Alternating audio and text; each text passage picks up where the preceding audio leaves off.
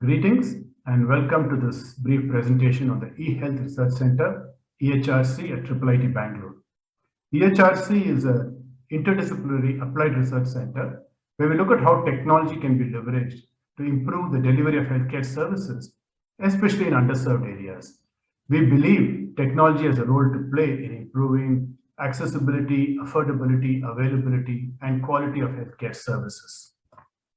At EHRC, we look at healthcare from the perspective of the devices that are used in healthcare, the data that can be generated, managed, and processed, which has a key role in the way healthcare is delivered, and the delivery services itself.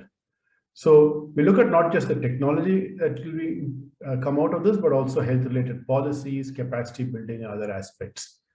We've been focusing on three main areas: mental health, malnutrition, and disabilities. And our work actually involves collaboration with a large number of people in the healthcare ecosystem. We work with medical professionals, doctors, and other service providers, hospitals, research institutes, government agencies, industry, including startups, NGOs, and so on. NIMHANS has been one of our primary partners in this journey. We also worked with the government of Karnataka Health Department and many other institutions and companies in this space. We also organize, participate in workshops, conferences, seminars, and so on. And we focus on research publications and developing proof of concepts and prototypes of the research that we do. We have a large number of faculty and students who have been involved in this project over the time, and many publications and patents have come out of this process. Our center is led by this team. Apart from myself, we have Professor Amit Prakash, Professor Jaya, Divyaraj, and Professor Madhav, who all look at different aspects of technologies in healthcare. This has been a little over 6 years journey. We started in September 2015. And over the years, our faculty have worked with collaborators and other institutions on a wide range of projects, some of which were done at the center level and some by individual faculty as projects. And these span areas of healthcare such as public health, hospital automation, diagnostic, research in medical data, surgery, assistive devices, disabilities, self-care tools, and so on. Taking an example from public health, EHRC has worked with NIMHANS and the government of Karnataka National Health Mission to develop a health management system for mental health called eManas, the Karnataka Mental Health Management System, which enables end-to-end digitization of the mental health care process and also compliance with what's called the Mental Health Care Act of 2017 and the rules that followed it. And this has components in it which have to do with managing the registration of professionals and establishments, managing patient data, and also, like I said, governance and administration that come out of this. Prior to this, we had worked on other aspects of in the mental health space where we looked at a monitoring solution and analytics package for managing the district mental health program. Our faculty also looked at visualization of survey and other healthcare data. And we looked at a solution for severe acute malnutrition children, the continuum of care that an ICT platform can enable. In the first phase of the COVID-19 pandemic, we also looked at how technology could be used to help in different aspects of managing the pandemic. And one example was a clinical decision support system that we developed in collaboration with Healthy Life, a startup incubator at IIITB and DH India, to look at how we could have a way in which a standardized screening protocols could be implemented and made available to frontline workers, doctors, and health workers, so that there was a consistent way in which patients were managed. We also developed a platform that would help health workers who were themselves dealing with psychological and other issues get support for some of their questions and concerns. This project, the CDSS project, was later expanded and used in Jharkhand in a solution for symptomatic screening of patients. We also looked at how telemedicine could be done better, what kind of models would work in a rural setting. Let's understand a little more about the project that was done in Jharkhand, and we'll hear a short presentation about that part of it right now.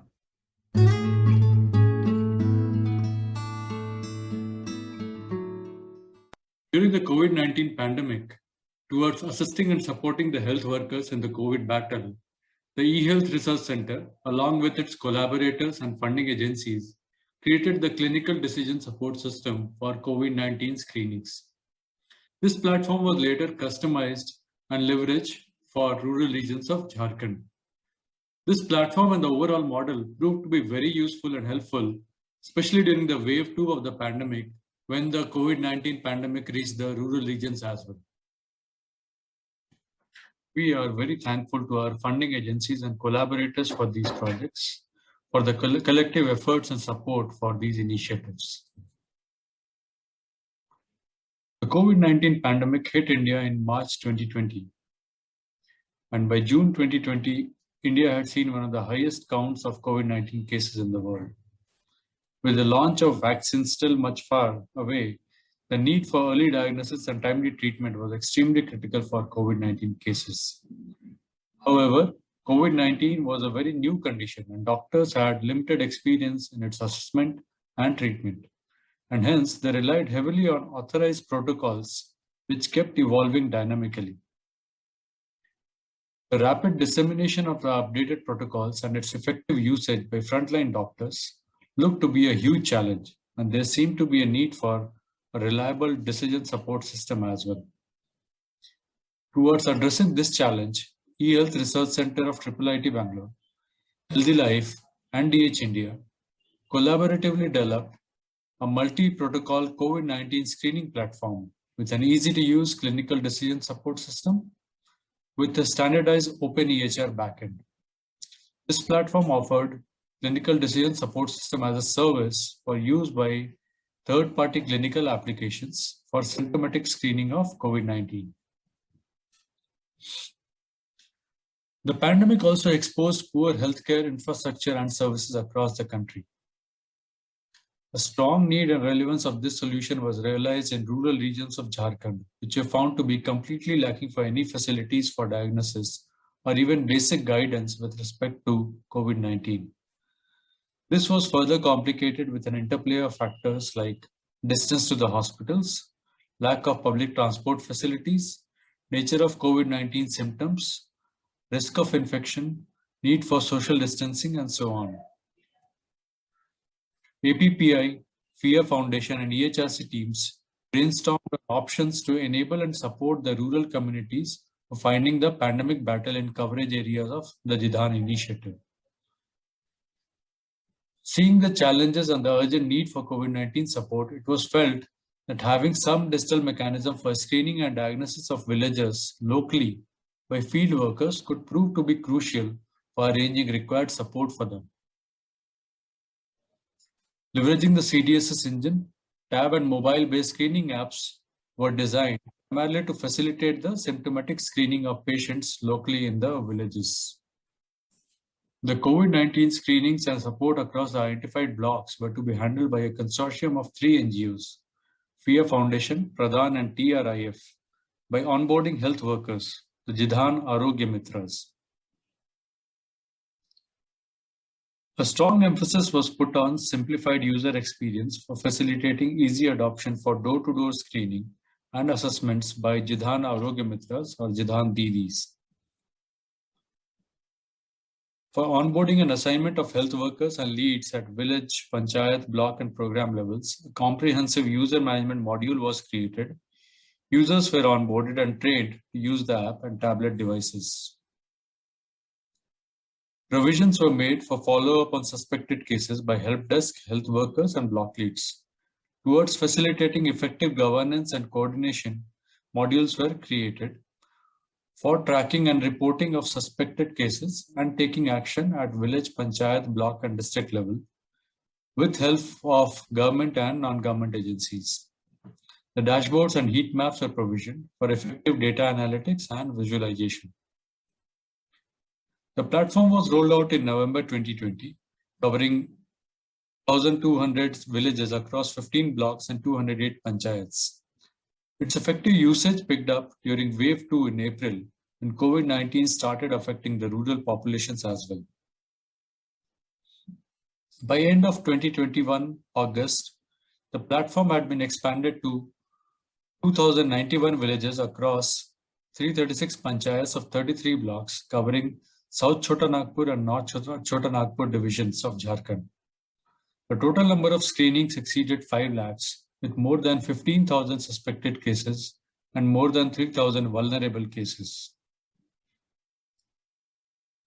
The platform helped in taking supportive action across Jidhan blocks in terms of assisting in symptomatic screening, guidance to villagers for follow-up action, coordination with medical officers and other government officials for arranging test camps, doctor consultations, hospital visits, and even isolation camps at panchayat level.